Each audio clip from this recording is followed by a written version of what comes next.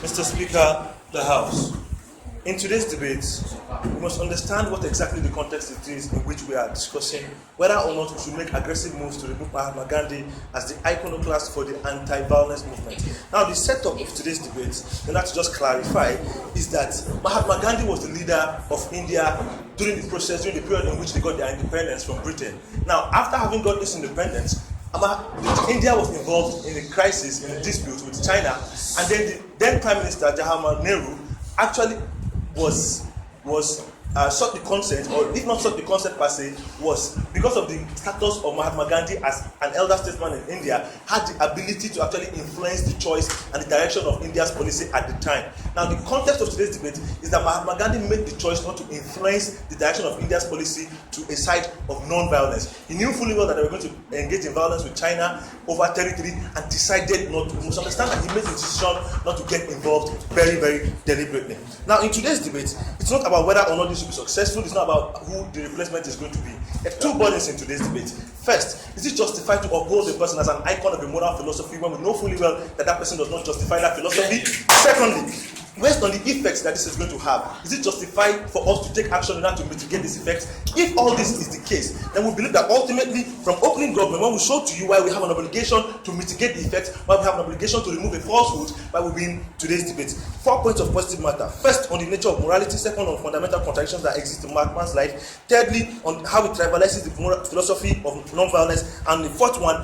is how societies have a burden to entrench the truth and not falsehood. So firstly, on the issue of the nature of morality, prepare your parents and get both open and closing. So, on the issue of nature of morality, we believe that virtues are inherently are attributes that we celebrate based on the fact that they are done inherently as a result of selflessness. We believe that at the point in time whereby a virtue is being displayed by a person for their own purposes, it ceases to be a virtue that should be celebrated. So when you see a politician who goes to share 200 people on the streets, that person is doing it for their own purposes and not because they inherently believe of the rightness of that thing. We believe that as a society, the kind of virtues that we should celebrate are those that are done based on the selfless desire to improve society, and not those that are done based on the desire to achieve one's own ends. We believe that at the point whereby a person's actions are designed to benefit themselves and not necessarily because they give a fuck about what is going on in society, we believe that fundamentally it is the duty of society to look for better icons that we can celebrate. Because we must understand, and this is why this impact of this argument is very important, that the moment we begin to celebrate for what they do,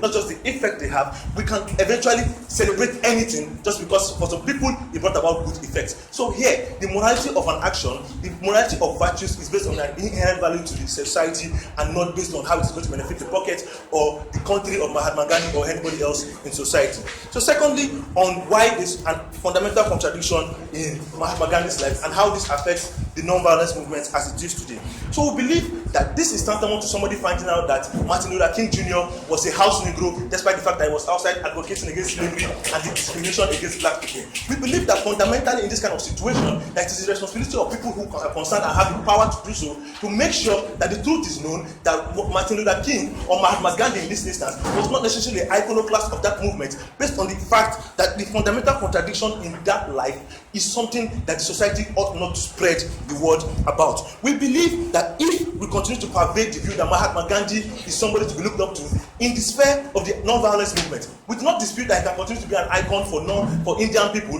for whatever other purpose. But we believe that in the sphere of the non-violence movement, which is an important part of international policies today, we believe that we cannot afford to have somebody whose life was a fundamental contradiction, because the fact that he refused to oppose the entry of India into a war is common knowledge, and the effect that that would have is that it is going to trivialize the struggle that his name is attached to. This is my third point. We believe that the principle of non-violence is something that is fundamentally important in society today, that is torn apart by strife, that is torn apart by disputes, that is torn apart a lot of wars in the world nowadays. We believe that it is important that we make sure there is a coherence of the message of the philosophy of non-violence. We believe that when people can look up to Google or Wikipedia and find out that despite the fact that Mahatma Gandhi made a lot of noise about non-violence, he was not opposed to it when it was going to benefit him and his country. We believe that it is going to send a clear message to other countries and other people around the world that you can propose whatever you like, but you can just do the best thing for you and your own interest in the backyard. We believe it is important for us to only have people who have a coherence, a solid ideology, and those people should be the ones to lead